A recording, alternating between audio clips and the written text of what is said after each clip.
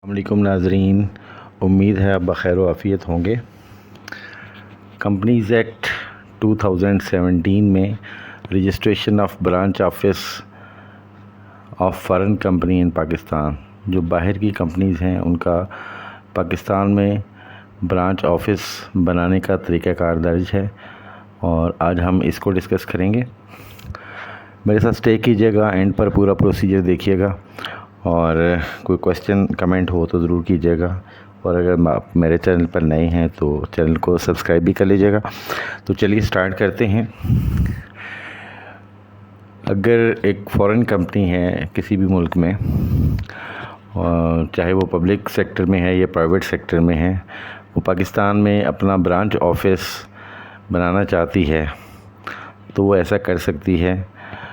लेकिन उसके लिए किसी किस्म का कोई कॉन्ट्रैक्ट होना ज़रूरी है ताकि वो अपना कॉन्ट्रैक्ट पाकिस्तान में एग्जीक्यूट कर सके। और ये एक्टिविटी जो एग्रीमेंट या कॉन्ट्रैक्ट साइन हुआ है उसकी एग्जीक्यूशन के लिए होगी सिर्फ, और उसके अलावा जो परमिशन लेटर दिया जाएगा उस परमिशन लेटर की बाउंड्री से बाहर या उसके स्कोप से बाहर वो कोई और काम नहीं कर सकती। ठीक है, तो इसमें पहला स्टेप जो है वो है permission from board of investment, BOI। तो सबसे पहले परमिशन लेनी पड़ती है बोर्ड ऑफ इन्वेस्टमेंट से, और बोर्ड ऑफ इन्वेस्टमेंट से अप्रूवल लेने के लिए या परमिशन लेने के लिए एक एप्लीकेशन फ़ाइल करनी पड़ती है कि अपना ब्रांच ऑफिस पाकिस्तान में इस्टेब्लिश करना चाहते हैं। और इनका 1 विंडो ऑपरेशन है और अब ये एप्लीकेशन ऑनलाइन है, और ब्रांच ऑफिस की application along with the necessary documents जब बोर्ड ऑफ इन्वेस्टमेंट को रिसीव हो जाती हैं तो वो इस एप्लीकेशन को एवेल्यूएट करता है, और फिर अगर वो समझता है कि एप्लीकेशन ऑल रिस्पेक्ट से ठीक है तो वो फिर ब्रांच ऑफिस इस्टेब्लिश करने की परमिशन दे देता है। और सेकंड स्टेप इसमें जो है वो SECP से कंपनी रजिस्टर करना है। तो इसको हम डिटेल में देखते हैं। पहले ही मैंने आपको जैसे बताया कि बोर्ड ऑफ इन्वेस्टमेंट से परमिशन लेनी है, तो बोर्ड ऑफ इन्वेस्टमेंट के पास क्या क्या डॉक्यूमेंट्स रिक्वायर्ड हैं। फ़र्स्ट ऑफ़ ऑल एप्लीकेशन जो फॉर्म है वो फिल्ड और साइंड होना चाहिए विद स्टैम्प, अगर मैनुअली आप सबमिट कर रहे हैं, और इलेक्ट्रॉनिकली अगर आप सबमिट कर रहे हैं तो वो इलेक्ट्रॉनिकली ही फिल करेंगे, आप सबमिट करेंगे। और उसके साथ जो चीज़ें अटैच करनी हैं, जो इन्फॉर्मेशन देनी है, वो है copy of registration of the company. बाहर जो कंपनी जो पाकिस्तान में ब्रांच ऑफिस बनाना चाह रही है उसका रजिस्ट्रेशन सर्टिफिकेट, और वो साइन होना चाहिए फ्रॉम पाकिस्तान एम्बेसी या पाकिस्तानी एम्बेसी का कोई फ़ॉरेन मिशन अगर है उस कंट्री में, जिस कंट्री में वो कंपनी एग्जिस्ट करती है, तो वहाँ से ये साइंड कॉपी चाहिए होगी रजिस्ट्रेशन सर्टिफिकेट की। और उसके बाद सेकंड है copy of articles and memorandum of association duly attested by Pakistan embassy और फॉरेन मिशन। तो articles of and memorandum of association जो है वो अटेस्ट होने चाहिए पाकिस्तान एम्बेसी से। और उसके बाद एक रेजोल्यूशन या authority letter of the company to establish branch office in Pakistan, एक अथराइजेशन लेटर या एक बोर्ड रेजोल्यूशन जिसमें ये अथराइज़ किया जा रहा हो बोर्ड की तरफ से कि जी हम एक ब्रांच ऑफिस पाकिस्तान में इस्टेब्लिश कर रहे हैं। और उसके बाद नेक्स्ट है G contract agreement with an organization in Pakistan along with the duration. तो जैसे मैंने ऊपर आपसे कहा था कि अगर ब्रांच ऑफिस पाकिस्तान में इस्टेब्लिश करना चाहती है एक फ़ॉरेन कंपनी, तो उसके पास पाकिस्तान में कोई कॉन्ट्रैक्ट होना चाहिए, तो उसकी कॉपी होनी चाहिए किसी भी पाकिस्तानी ऑर्गेनाइजेशन के साथ जो कॉन्ट्रैक्ट उसका साइन हुआ है वो उसकी कॉपी, और अलॉन्ग विद द ड्यूरेशन कि कितने अरसे का ये प्रोजेक्ट होगा। उसके बाद जो फ़ॉरेन कंपनी है उसकी कंपनी प्रोफाइल अटैच करेंगे, और then particulars of the designated person authorise to act on behalf of the company. एक अथराइजेशन लेटर इशू किया जाएगा कि पाकिस्तान में कौन सा शख्स अथराइज्ड होगा कि वो कंपनी के बिहाफ पे कंपनी की तरफ से एक्ट कर सके, यानी कि वो डिफरेंट डिपार्टमेंट्स के साथ और बोर्ड ऑफ इन्वेस्टमेंट के साथ कम्युनिकेट कर सके और वो इस सिलसिले में अथराइज्ड हो, तो ये कंपनी प्रोवाइड करेगी। और उसके बाद जो BOI जो बोर्ड ऑफ इन्वेस्टमेंट की फ़ीस हैं वो भी पे करना ज़रूरी है। ये फ़ीस ब्रांच ऑफिस के लिए $3,000 हैं, यानी $3,000 हैं जो हर साल पे करनी होती हैं। और जब ये सारी चीज़ें आप अटैच करेंगे तो board of investment in documents को एवेल्यूएट करेगा, एग्ज़ामिन करेगा और अपने तमाम जो कंसर्न्ड क्वार्टर्स हैं उनको ये सर्कुलेट करेगा, जिसमें डिफरेंट मिनिस्ट्री ऑफ इंटीरियर या जो दीगर इदारे हैं उनको ये उनके कमेंट्स लिए जाएंगे या उनका व्यू पॉइंट लिया जाएगा कि ये कंपनी पाकिस्तान में ब्रांच ऑफिस इस्टेब्लिश करना चाह रही है, तो उसमें किसी किस्म का कोई एतराज़ तो नहीं है। और 7 हफ्तों के दौरान बोर्ड ऑफ इन्वेस्टमेंट जो है वो परमिशन लेटर इशू कर देता है subject to the NOCs from all concern departments. तो जितने डिपार्टमेंट्स को इन्होंने भेजा था उनकी तरफ से अगर उनके कमेंट्स अगर आ जाएं या उनका NOC अगर आ जाए कि नो ऑब्जेक्शन सर्टिफिकेट, तो 7 हफ्तों के अंदर अंदर board of investment permission letter issue कर देता है। और जब ये परमिशन लेटर इशू हो जाता है तो नेक्स्ट स्टेप जो है वो ये है कि जी SECP के साथ कंपनी की इनकॉर्पोरेशन, यानी registration of the company with SECP। और इस हवाले से कंपनीज़ एक्ट 2017 में सेक्शंस हैं 434 यानी 434 से लेकर 450 तक, जो कि डील करती हैं फॉरेन कंपनीज़ को जो पाकिस्तान में अपना परमानेंट ऑफिस या परमानेंट एस्टेब्लिशमेंट बनाना चाहती हैं, यानी कि उनका एक फ़िज़िकल पाकिस्तान में एक बिज़नेस लोकेशन हो। तो ये सेक्शंस हैं और इसमें 434, 435, 436 वगैरह जो हैं ये स्पेशली डील करती हैं regarding how to incorporate a company with SECP। अच्छा, इसमें जो डॉक्यूमेंट्स रिक्वायर्ड हैं वो है certified copy of the charter, statute और memorandum and articles of the company. पहली चीज़ है चार्टर कंपनी का जो है, ये उसका जो स्टैट्यूट है यानी बायलॉज जो हैं उसके, मेमोरेंडम और आर्टिकल्स जो हैं वो उनकी कॉपीज़ या कोई और डॉक्यूमेंट्स या इंस्ट्रूमेंट्स जो हैं जो कि डिफ़ाइन करते हों कॉन्स्टिट्यूशन ऑफ द कंपनी, कि कंपनी कैसे बनी, कौन कौन इसमें लोग इन्वॉल्व हैं और ये क्या क्या बिज़नेस कैरी आउट करेगी उस दुनिया में, उस अपने कंट्री में जहाँ पे ये इनकॉर्पोरेटेड है। और अगर ये इंग्लिश लैंग्वेज में नहीं है या उर्दू में नहीं है तो फिर इसकी ट्रांसलेटेड कॉपी चाहिए होगी उर्दू में या इंग्लिश में। Then is full address of the registered और principal office of the company. तो बाहर कंपनी का जो प्रिंसिपल ऑफिस है या रजिस्टर्ड ऑफिस है उसकी full details, list of the directors, chief executive and secretary if any of the company. तो डायरेक्टर्स, चीफ एग्जीक्यूटिव या सेक्रेटरी जो हैं उनकी लिस्ट, ठीक है। और इस हवाले से जो फर्दर डिटेल है वो ये है कि with respect to each director, अब मैंने आपको बताया कि डायरेक्टर या चीफ एग्जीक्यूटिव है, तो डायरेक्टर या चीफ एग्जीक्यूटिव के केस में अगर कोई पर्सन है,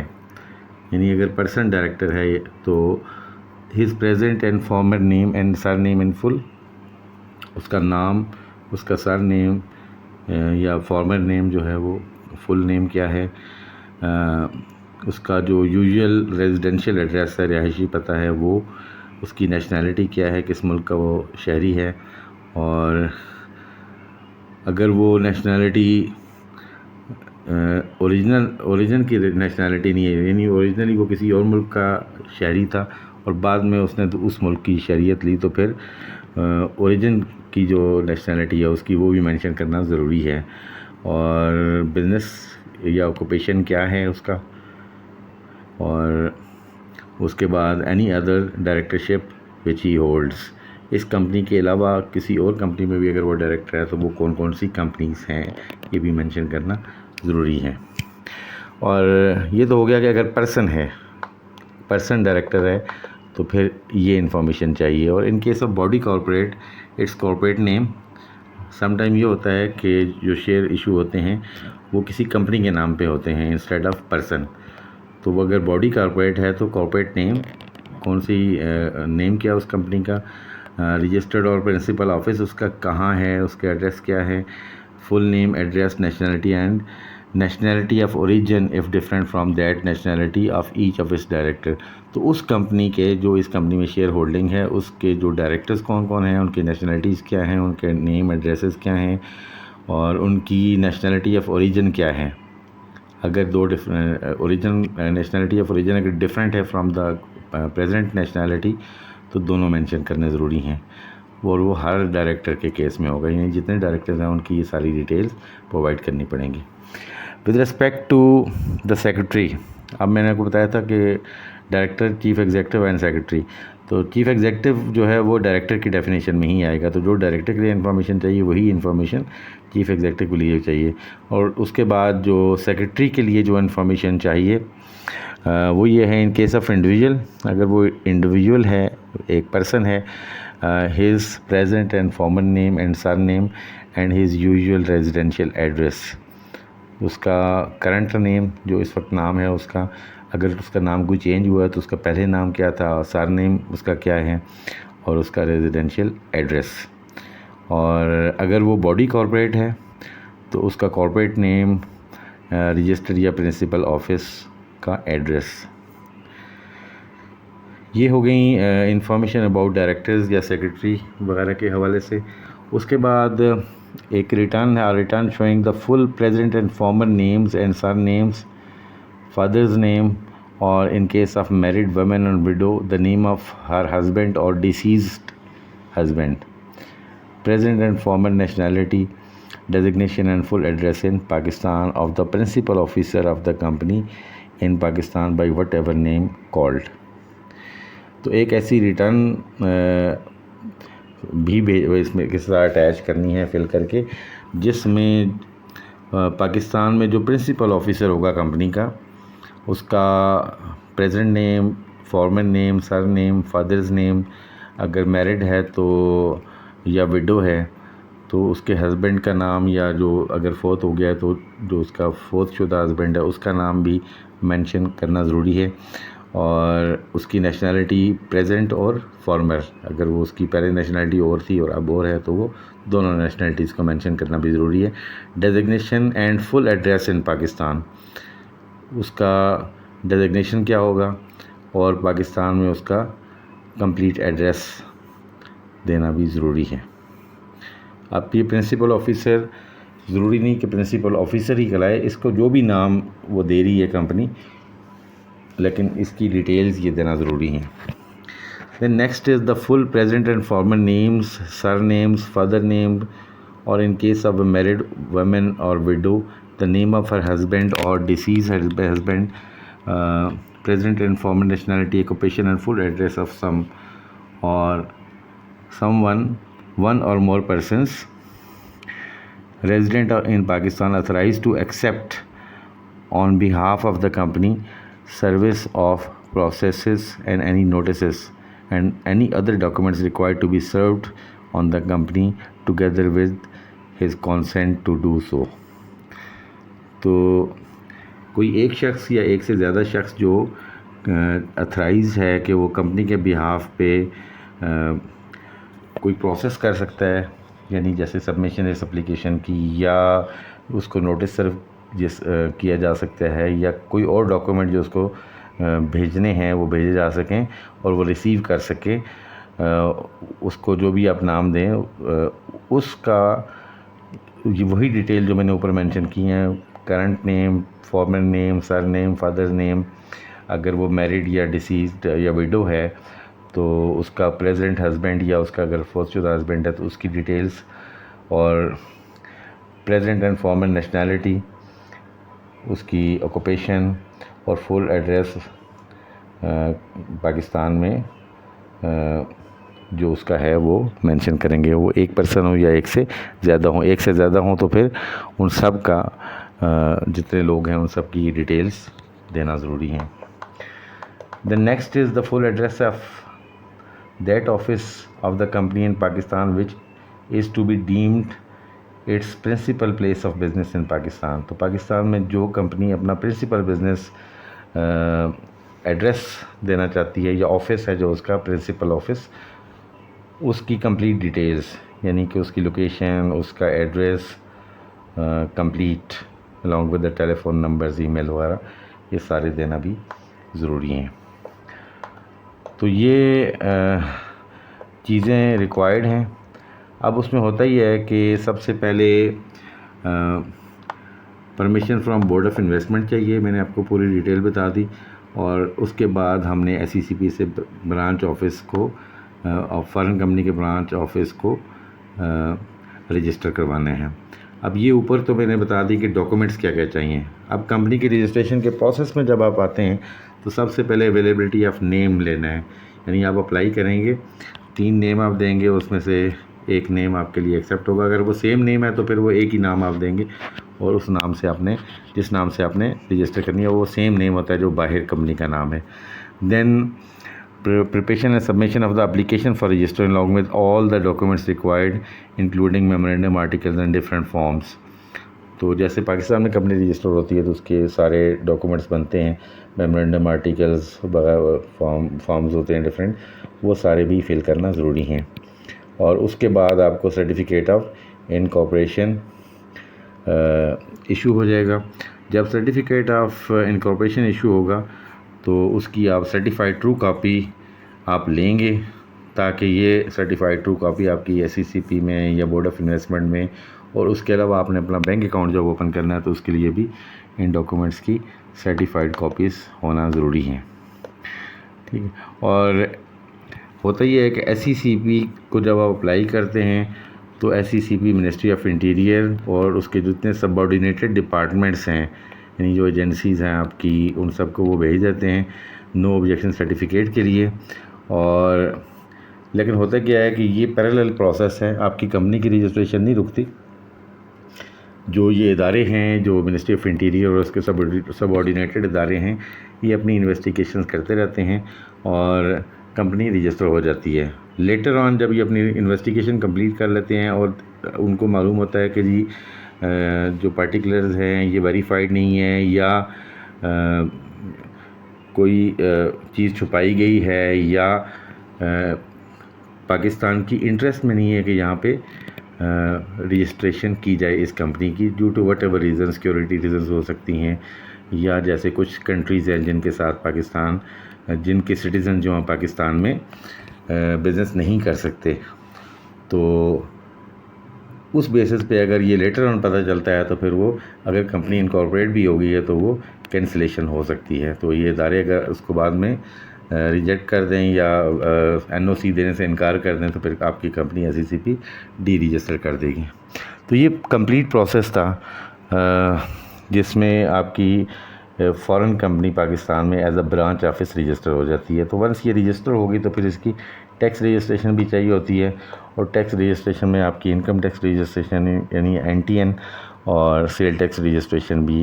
होना ज़रूरी है। तो ये रजिस्ट्रेशन उसके बाद होती है। तो वंस ये सारे काम हो जाते हैं तो फिर आप अपना बिज़नेस स्टार्ट कर सकते हैं, बैंक अकाउंट आप ओपन कर सकते हैं और अपना स्टाफ हायर करें, और जो भी कॉन्ट्रेक्चुअल ऑब्लिगेशंस हैं उनको आप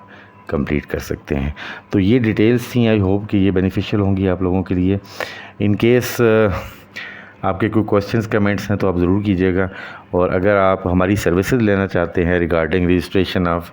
branch office of a foreign company in Pakistan तो हमें आप ज़रूर बताइए, इंशाल्लाह हम टॉप क्वालिटी सर्विसेज आपको प्रोवाइड करेंगे। इसके साथ ही इजाज़त दीजिएगा, हाज़िर होते हैं एक नई वीडियो के साथ। अल्लाह हाफ़िज़।